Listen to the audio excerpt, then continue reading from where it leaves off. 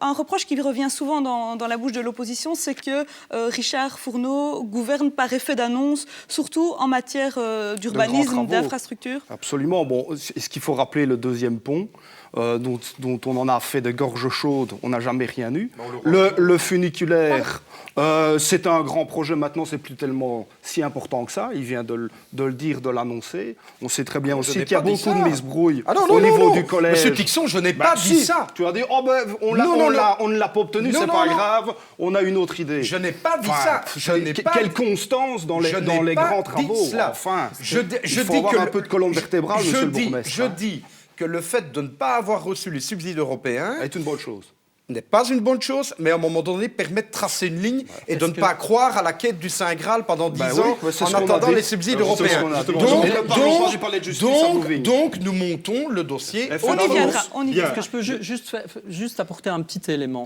Je pense qu'on est là vraiment dans l'illustration de comment les choses se passent malheureusement trop souvent à Dinan.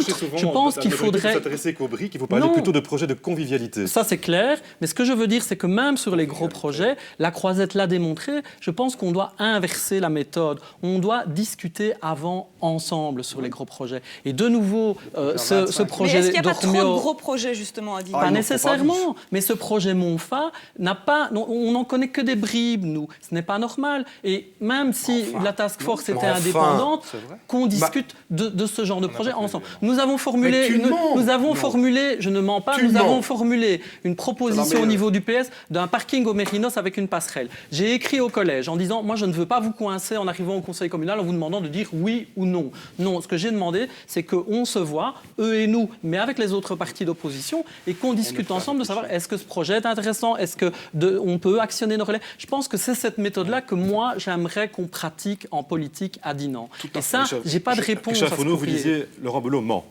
Dans le dossier de Montfa, ce dossier a fait l'objet de l'élaboration d'un plan communal d'aménagement qui a été approuvé par la CCAT, qui a été approuvé au Conseil communal. Le projet européen tel qu'il a été déposé et qui inclut tout le dossier de Montfa a été voté par le Conseil communal. Vous l'avez voté. Ça, c'est toi qui mens. Mais si vous l'avez voté. On ne connaît pas le projet d'Ormio. On n'a jamais vu des plans, un seul plan. Jamais. Mais non. Mais voilà, ça c'est illustratif de la méthode. Tu n'as qu'à venir plus souvent dans mon bureau. Tout est dans mon bureau. Non, ça doit se jouer entre nous. On retient que votre bureau est ouvert à tous les conseillers communaux. Tout le monde sait bien que mon bureau est ouvert à tous les Dinantais et tous les conseils communaux. Vous devriez plus nous en venir me voir. Je vous propose. Venez parler avec moi dans ton bureau que ça se joue. S'il vous plaît. Au lieu de parler à la Gazette, parlez à Richard Fourneau dans son bureau. S'il vous plaît, personne. Le bourgmestre de Dinan, c'est Richard Fourneau, c'est pas Emmanuel S'il vous plaît, personne ne peut comprendre ce genre d'échange. Personne ne peut comprendre ce genre d'échange. Si vous parlez tous en même temps, on n'entend plus rien.